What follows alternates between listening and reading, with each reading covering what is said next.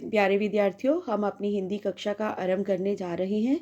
आज हम अपने पाठ्यक्रम का अंतिम पाठ करेंगे अपनी भाषा में से, और इसके बाद आपका फाइनल टर्म का जो भी सिलेबस है उसके हिसाब से हमारा ये जो आज अपनी भाषा का सारा सिलेबस ख़त्म हो जाएगा। तो मैं इस कविता को पढ़ने जा रही हूँ। सभी बच्चे ध्यानपूर्वक सुनेंगे। किसको नमन करूँ मैं, यानी कवि कह रहा है किसको नमस्कार करूं। ये कविता किसके द्वारा लिखी गई? ये कविता लिखी गई है रामधारी सिंह दिनकर जी, जो कि हिंदी साहित्य में बहुत बड़े कवि माने गए हैं। तो इस कविता में कवि ने भारत के गुणों का बखान किया है। हमारी भारत भूमि के बारे में कह रहे हैं कि हमारी जो भारत भूमि है कितनी बड़ी, बहुत ही ज़्यादा महान है, अनेक गुणों से भरपूर है। तो इसलिए वह इसमें कवि भारत भूमि से स्वयं पूछ रहे हैं कि उन्हें किसको नमस्कार करना चाहिए। भारत को, भारत की संस्कृति रूपी आत्मा को। तो बच्चों चलिए अब हम ये पढ़कर ही देखते हैं कि इसमें उन्होंने किस किस को नमस्कार किया है। तुझको या तेरे नदीश गिरी वन को नमन करूं मैं। निधीश का अर्थ होता है समुद्र, गिरी मैंने पहाड़, वन मैंने जंगल। मेरे प्यारे देश, देह या मन को नमन करूं मैं। देह, देह का अर्थ होता है बच्चों शरीर। तो इसमें कवि कहते हैं कि भी हे भारत देश, मुझे समझ नहीं आ रहा कि मेरे लिए सबसे बड़ी दुविधा तो ये है कि मैं सबसे पहले किसको नमस्कार करूं। तुझे करूं, तेरे पर्वतों को करूं, तेरे समुद्र को करूं, तेरी या जंगलों को करूं।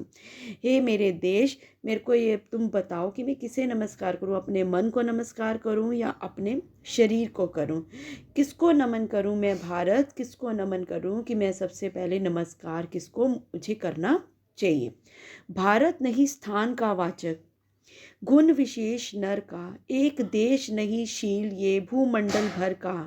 जहाँ कहीं एकता खंडे, जहाँ प्रेम का स्वर है, देश देश में वहाँ खड़ा भारत जीवित भास्कर है। निखिल विश्व की जन्मभूमि, वंदन को नमस्कार करूँ मैं। किसको नमन करूँ मैं भारत, किसको नमन करूँ मैं। तो इसमें कवि कहता है कि मेरे को समझ ही नहीं आ रहा कि मैं किसको नमस्कार करूँ। कहते हैं भारत कोई स्थान का वाचक तो है नहीं है, और ना ही ये किसी मनुष्य के गुणों का बखान मैं इसके अंदर कर सकता हूँ।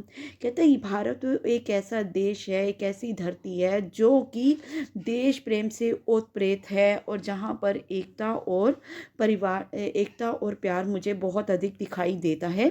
तो यहाँ पर कहते हैं एकता है, सभी हमारा देश बहुत ज़्यादा महान है।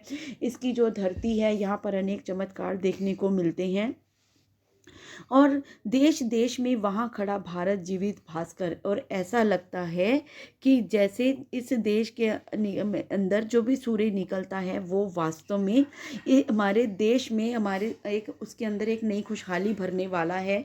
और निखिल विश्व की जन्मभूमि, वंदन नमन करूँ मैं। और कहता है मेरे को ये समझ ही नहीं आता कि मैं नमस्कार करूँ तो किससे करूँ। क्यों? कहते हैं क्योंकि भारत कोई स्थान का वाचक नहीं है, नर का गुण नहीं है, और ना ही ये कोई जन्म लेने वाले मनुष्य के गुणों का स्तोत्र है। कहते हैं जहाँ जहाँ भी सूरज जाता है देश में वहाँ खड़ा भारत, जहाँ जहाँ पर भी सूरज दिखाई देता है हमें ऐसा लगता है कि जैसे देश हमारा वहीं पर ही खड़ा हुआ है। और यहाँ पर कहते हैं सत्यगामी, न्यायप्रियता और प्रेम, हमें सब कुछ यहीं पर ही देखने को मिलता है।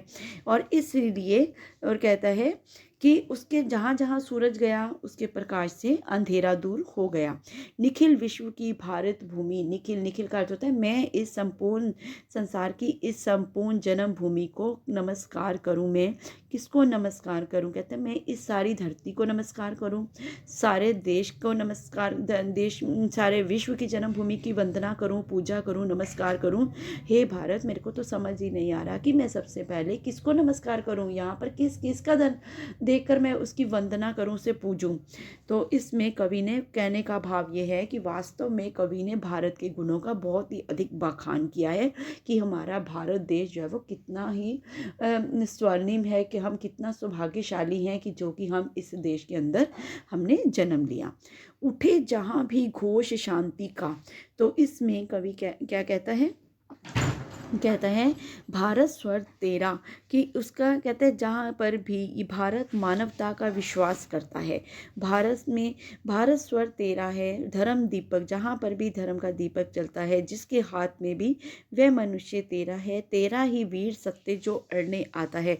यानी कि भारत मानवता में एकता का संदेश दे रहा है।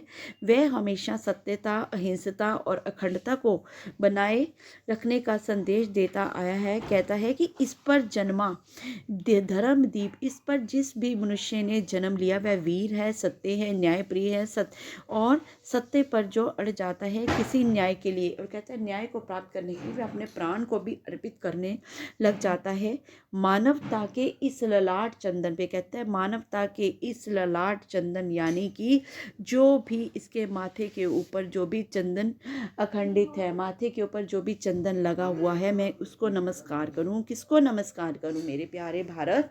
पहले तो मुझे तुम बताओ कि मेरे को कुछ समझ ही नहीं आ रहा कि मैं सबसे पहले भारत की किस किस चीज़ की वंदना करूं, किस किस को उसको हाथ जोड़कर मैं उसको नमस्कार करूं।